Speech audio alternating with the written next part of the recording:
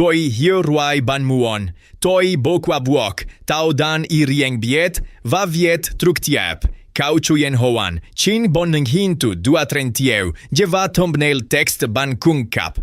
Toi sebat jau vietengai. Kauchuyen se juok chiathan, nam fan moi, fan toi se gui, rieng je ban de theodoi. Bat jau voi pan mot hook tam moi tam tu. I woke up on a Thursday morning in March to find half the closet empty. Not messy, not rushed. Just empty, like someone had carefully selected what mattered and left the rest behind. My wife Sarah's toothbrush was gone from the bathroom, her favorite coffee mug missing from the cabinet.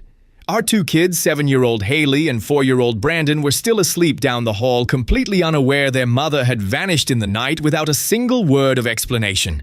Before we go further, drop a comment telling me where you are watching from. Hit like and subscribe because what I uncovered about her disappearance will shake you to your core. Sarah and I met 9 years ago at a bookstore in downtown Seattle. I was browsing the architecture section. She was looking for cookbooks. We reached for the same book on mid-century modern design at the exact same moment. Our hands touched. Sounds like something out of a movie, right? But that is exactly how it happened. We laughed about it. Started talking, and 3 hours later, we were still sitting in the coffee shop attached to the store. She was a kindergarten teacher back then, passionate about helping kids learn to read. She had this way of lighting up when she talked about her students, how she made learning fun with songs and games. I was working as a project manager for a construction company. Decent pay, but long hours. We balanced each other out. She brought creativity and warmth to my structured, logical world. I brought stability to her sometimes chaotic, spontaneous nature. We got married 2 years later in a small ceremony at an inn overlooking Puget Sound. Her parents flew in from Arizona. My folks drove up from California. It was intimate, perfect, exactly what we both wanted. We honeymooned in Vancouver, spent our days exploring Stanley Park, and our nights planning our future. Kids, definitely. A house with a yard, absolutely. Growing old together without question. Haley came first 3 years into our marriage. Sarah quit teaching to stay home, said she wanted to be present for every milestone. I supported her decision completely. Money was tight, but we made it work. I picked up extra projects, worked some weekends. She handled everything at home with this incredible grace that made it look easy, even though I knew it was not. Brandon arrived 3 years after Haley. By then we had bought a small house in the suburbs. Nothing fancy, but it was ours. 3 bedrooms, a backyard big enough for a swing set. A neighborhood where kids played outside until the streetlights came on. Sarah seemed happy. Tired like all mothers of young kids, but happy. At least that is what I thought. Looking back now, I can see the small shifts I missed. How she stopped talking about going back to teaching. How she started staying up later after the kids went to bed, scrolling through her phone with this distant look on her face. How she stopped initiating conversations about anything deeper than grocery lists and dentist appointments. But in the moment, buried under work deadlines and parenting duties, I wrote it off as normal marriage stuff. The comfortable routine couples settle into after years together. The night before she left, we had dinner as a family. Chicken tacos, Brandon's favorite. Haley complained about a girl at school who kept copying her drawings. Brandon showed us a rock he found that he insisted was a dinosaur egg. Sarah smiled and nodded, helped clean up, gave the kids their baths, read them bedtime stories. She kissed me goodnight around 10 p.m. Said she was exhausted and going to sleep. I stayed up another hour finishing some work emails. When I finally came to bed, she was facing the wall, breathing steady like she was already asleep. I did not want to wake her, so I just climbed in quietly. That was the last normal moment we had. The last time I went to sleep thinking everything was fine. The next morning, everything changed. I woke up at 6:30 a.m. like always. Reached over to her side of the bed out of habit. Cold sheets. I figured she was up early with the kids, maybe making breakfast. But when I walked into the kitchen, Haley and Brandon were sitting at the table in their pajamas eating cereal they had poured themselves. No Sarah. I checked the bathroom. Empty. Checked the garage. Her car was still there. I called her name. Nothing. That is when I noticed her phone charging cord unplugged from the wall, her purse missing from the hook by the door. I went back to our bedroom, and that is when I saw it. The closet half empty. Dresser drawers partially cleared out. Her suitcase gone. My heart started racing. I checked every room of the house, calling her name louder now. The kids were starting to get scared. Haley asked where Mommy was. I did not have an answer. I tried calling Sarah's phone. It rang once, then went to voicemail. I called again, straight to voicemail this time. She had turned it off. I stood in our bedroom staring at that half-empty closet, trying to make sense of what was happening. Did she leave me? Was she in trouble? Was this some kind of emergency? I looked for a note. Checked the kitchen counter, the bathroom mirror, the nightstand. Nothing. Not a single word of explanation. I got the kids dressed and drove them to school in a daze, making up some story about Sarah having to leave early for a family emergency. Haley looked skeptical, but did not push. Brandon was too young to fully grasp what was happening. After drop-off, I sat in my car in the parking lot and called Sarah's phone 15 more times. Every single call went straight to voicemail. I called her mother in Arizona. She had not heard from Sarah. I called her sister in Portland.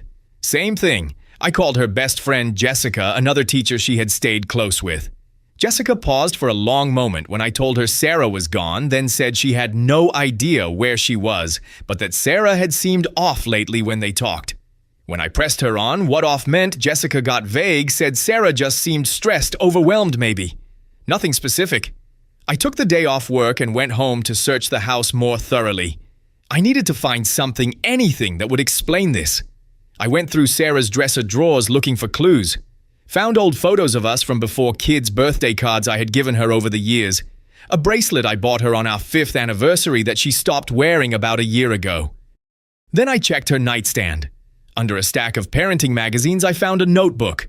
Light blue cover, spiral bound. I had never seen it before. I opened it and immediately recognized Sarah's handwriting. It was a journal. My hands were shaking as I started reading. The first entries were from about 8 months ago. Short observations about her day, Haley's progress in school, Brandon's new obsession with dinosaurs, normal mom stuff. But as I flipped through the pages, the entries got longer, more personal. She wrote about feeling disconnected, about going through the motions of each day without really feeling present, about looking at herself in the mirror and not recognizing the person staring back. One entry from 6 months ago stopped me cold. She wrote about running into an old colleague from her teaching days at the grocery store. They talked for 20 minutes in the produce section, and Sarah wrote that it was the most alive she had felt in months. Just talking about books and lesson plans and the world beyond diapers and temper tantrums made her remember who she used to be before she became just mom. I kept reading. The entries became darker. She wrote about lying awake at night feeling trapped, about loving her children desperately, but also resenting how completely they had consumed her identity. About looking at me and feeling like we were roommates managing a household rather than partners in love. She wrote about fantasizing about getting in her car and just driving, seeing how far she could get before guilt dragged her back. My chest felt tight reading these words. This was my wife, the mother of my children, and she had been drowning right in front of me while I noticed nothing. How had I been so blind? Then I found an entry from 2 months ago that made my blood run cold. She wrote about a man. She did not give his name, just called him D. She had reconnected with him on social media, someone she knew before we met. They started messaging. Casual at first, just catching up, then more frequent. Late-night conversations that stretched for hours. He was going through a divorce, feeling lost. She was feeling invisible in her own marriage. They understood each other in ways she felt I no longer understood her. She wrote about the guilt. How every message felt like a betrayal, but also like oxygen. How she knew it was wrong but could not stop. How D made her feel seen, again valued for more than her ability to pack lunches and referee sibling fights. The last entry was dated 3 days before she left. She wrote that D had asked her to meet him in person. He was moving to Denver for a new job and wanted to see her one last time before he left. She wrote that she knew meeting him would cross a line she could not uncross. But she also wrote that she did not know if she cared anymore. That maybe crossing that line was exactly what she needed to finally make a decision about her life. I sat on our bedroom floor holding that journal, feeling like my entire world had shattered. My wife had not just left. She had left for another man. Someone who made her feel things I apparently no longer could. I called her phone again, hands shaking so badly I could barely hold it. Voicemail. I sent a text, my fingers fumbling over the keys. I found your journal. I know about Dee. Please just tell me if you are safe. The kids are asking for you. I hit send and waited. 1 minute, 5 minutes, 10 minutes. Nothing. That is when the anger hit. How could she do this? How could she abandon her children, her family for some guy she reconnected with online? How could she be so selfish? I wanted to scream. I wanted to throw things, but I just sat there on the floor staring at that journal trying to process the betrayal. My phone buzzed, a text from an unknown number. I am safe. I just need time to figure things out. Please do not try to find me. I will reach out when I am ready. Tell Haley and Brandon I love them more than anything. That was it. No explanation, no apology, no timeline for when she might be ready. Just a request to be left alone while she figured things out, presumably with Dee in Denver. I typed back, "You do not get to run away from your responsibilities. You do not get to abandon your kids and expect me to just accept it. Come home, now." I hit send. The message showed as delivered, but no response came. The next 72 hours were the worst of my life. I had to keep functioning for Haley and Brandon while internally falling apart. I made their meals, helped with homework, played with them in the backyard, tucked them in at night. But every moment I was going through the motions, my mind was spinning with questions I could not answer. Where was Sarah? Was she with Dee? Had she been planning this for months? Were all those late nights on her phone actually conversations with him? How many lies had I been living with? And the question that gutted me most, had she ever really loved me? Or had our entire marriage been a mistake she finally found the courage to escape? I called her mother again, and this time I told her the truth. That Sarah had left, that there was another man involved, that I had no idea when or if she was coming back. Her mother was shocked, insisted there had to be some misunderstanding. Sarah would never do that. But I sent her photos of the journal entries and the texts. The silence on the other end of the line told me she finally believed me. Sarah's sister called me later that day, angry on my behalf. She offered to come stay and help with the kids. I told her I was managing but appreciated it. In truth, I did not want anyone to see how completely I was unraveling. On the 4th day, I hired a private investigator, a guy named Thomas who came recommended by a lawyer friend. I know how desperate that sounds, but I needed answers. I needed to know if my wife was actually in Denver with this Dee person, or if something else was going on. Thomas worked fast. Within 48 hours, he called me with information. Sarah had bought a one-way plane ticket to Denver 3 days before she left. She had rented a car at the airport. He had tracked her to a hotel in the suburbs, an extended stay place that charged by the week. She had checked in alone. Alone. Not with Dee. That detail stuck with me. Thomas kept digging. He found Dee's social media. His name was Derek Montgomery. He had indeed moved to Denver 2 weeks prior for a job at a tech company. He was recently divorced, just like Sarah's journal said. But here is the thing Thomas discovered that changed everything. Derek was in a new relationship with someone he met at his new job. His social media was full of photos with this woman, date nights, hiking trips, couple selfies. The relationship appeared to have started about 3 weeks ago, right around when he moved to Denver. Which meant when Sarah got on that plane, Derek was already with someone else. Thomas sent me screenshots of Derek's posts. There was one from the day Sarah arrived in Denver. Derek and his new girlfriend at a restaurant toasting with wine glasses, caption reading, "Life in Denver just keeps getting better." Sarah had flown across the country for a man who had already moved on.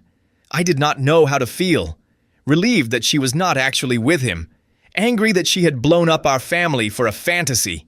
Heartbroken that she was alone in a strange city, probably devastated. All of it crashed over me at once. I tried calling her again. Voicemail. I sent a text. "I know you are in Denver. I know Derek is with someone else. Please call me. Let me help you." No response. 2 days later, my phone rang at 11 p.m. Unknown number. I answered on the first ring. It was Sarah. Her voice was small, broken. She had been crying. "How did you find me?" she asked. I told her about the investigator. There was a long silence. Then she said, "I made a terrible mistake." We talked for 2 hours that night. She told me everything. How Derek had pursued her online, made her feel special, promised her a fresh start. How she convinced herself she was in love with him, that he was her escape route from a life she felt suffocated by. How she bought the plane ticket in a moment of desperation, convinced this was her chance at happiness. But when she arrived in Denver, Derek was cold, distant. He met her for coffee and told her he had met someone that he thought Sarah understood. They were just friends venting to each other, nothing more. She was devastated, humiliated. She checked into that hotel and had been there ever since, too ashamed to come home, too lost to know what else to do. "I ruined everything," she whispered through tears. "I destroyed our family for a fantasy. I am so sorry.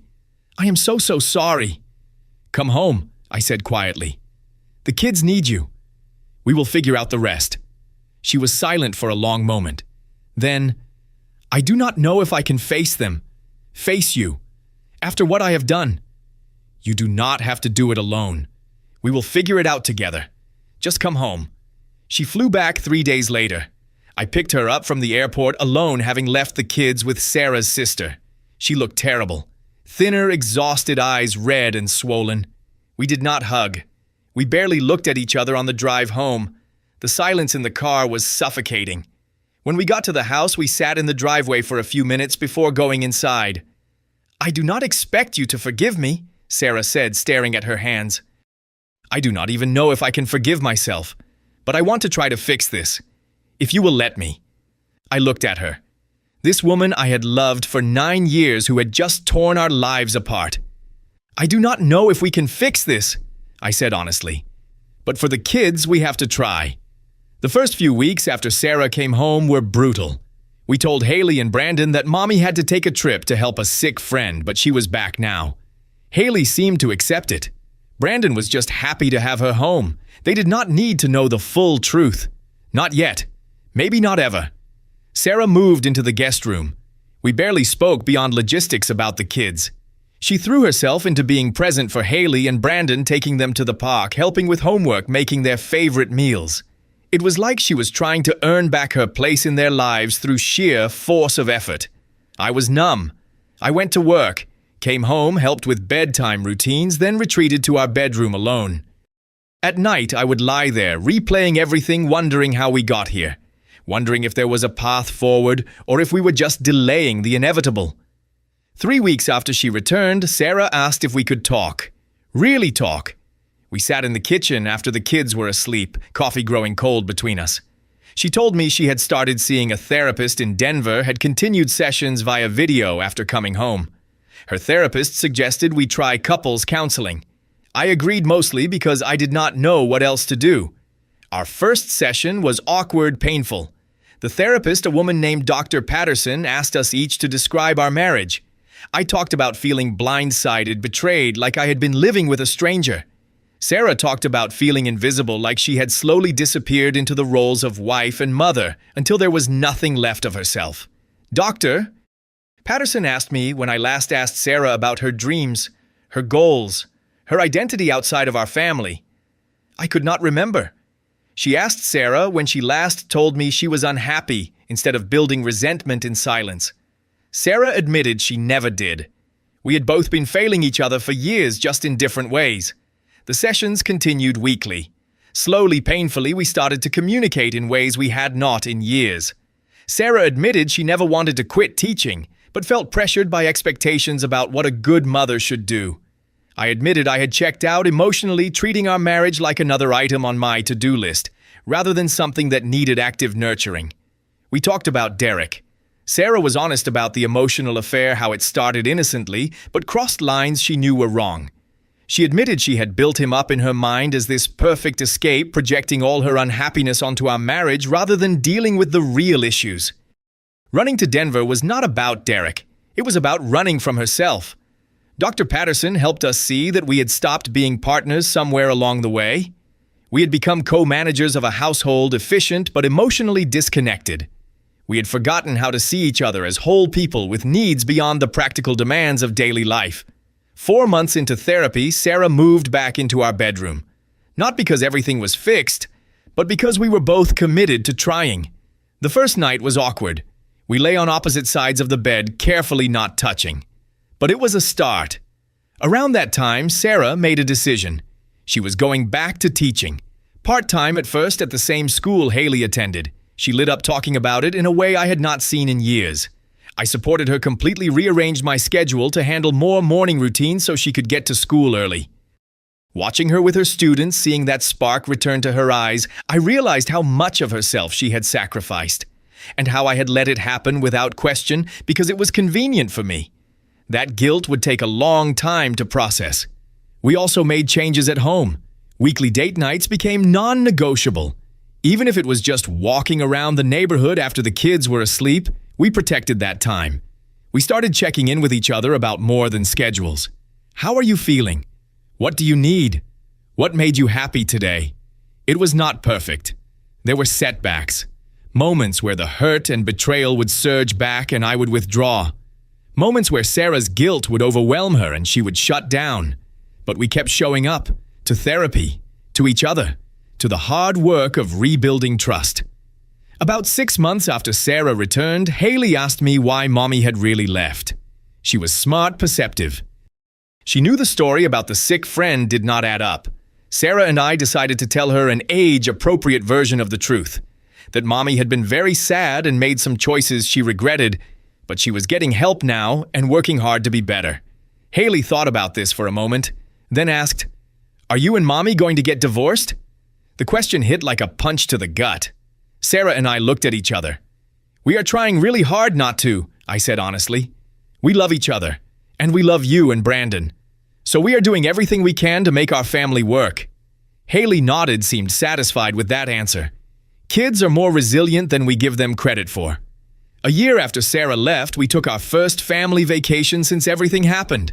Just a long weekend camping trip a few hours away. Nothing fancy. But sitting around the campfire watching Haley and Brandon roast marshmallows while Sarah laughed at their sticky faces, I felt something I had not felt in a long time. Hope.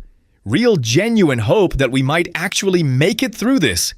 Sarah reached for my hand that night after the kids were asleep in the tent. I squeezed back. We did not need to say anything. We both knew we were not the same people we were before. We never would be. But maybe that was okay. Maybe we could build something better from the broken pieces. It has been 2 years now since that March morning when I woke up to an empty closet. 2 years of hard work, painful honesty, and slow healing. Our marriage is not what it was. It is different, more intentional, more honest, more fragile in some ways, but also stronger in others.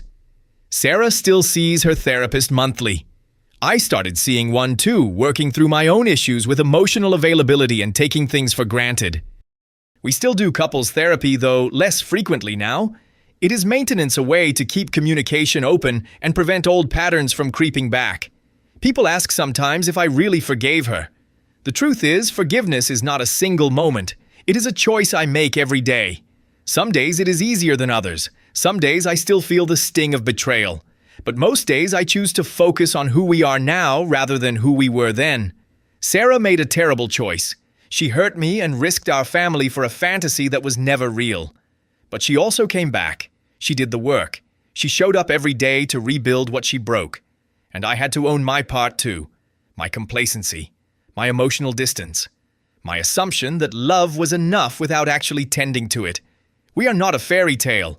We are two imperfect people who almost lost everything, who are fighting like hell to make sure that never happens again. Some people think we should have divorced. That what she did was unforgivable. Maybe they are right. But this is our story, our marriage, our choice. What I learned through all of this is that marriage is not just about love. It is about attention. About seeing your partner as a whole person, not just their role in your life. About creating space for both people to grow and change and still choose each other.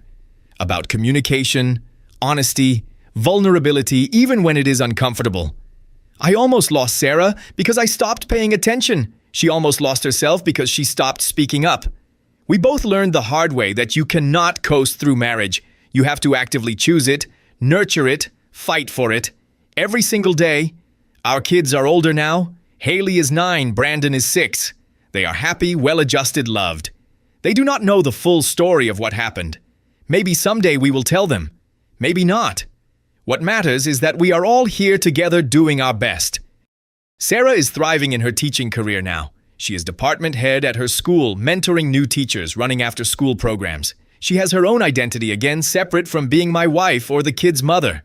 And our marriage is better for it. I learned to ask questions and actually listen to the answers. To notice when Sarah seems distant or overwhelmed. To make our relationship a priority instead of an afterthought. It should not have taken almost losing everything to figure that out. But here we are. If you are watching this and you feel disconnected from your partner, please talk to them. Do not wait until someone is packing a bag. If you feel invisible in your own life, speak up. Do not suffer in silence until running away seems like the only option. Get help. Go to therapy. Have the hard conversations before it is too late. And if you have been where I was living through betrayal and trying to decide if your marriage is worth saving, know that there is no right answer. Only what is right for you. For us, rebuilding was worth it. But that does not mean it is the answer for everyone. Trust your gut. Do the work. And whatever you decide, make sure it is a choice you can live with. What would you do if you woke up to find your partner gone without explanation? Have you ever felt invisible in your own relationship? Drop your thoughts in the comments below. If this story resonated with you, please hit that like button and share it with someone who might need to hear it. Subscribe for more real stories about real struggles and real healing. Thank you for listening to my story. Thank you for being here. I hope you find the courage to fight for what matters, whether that is saving something broken or having the strength to walk away. Take care of yourselves and the people you love. You never know when everything can change.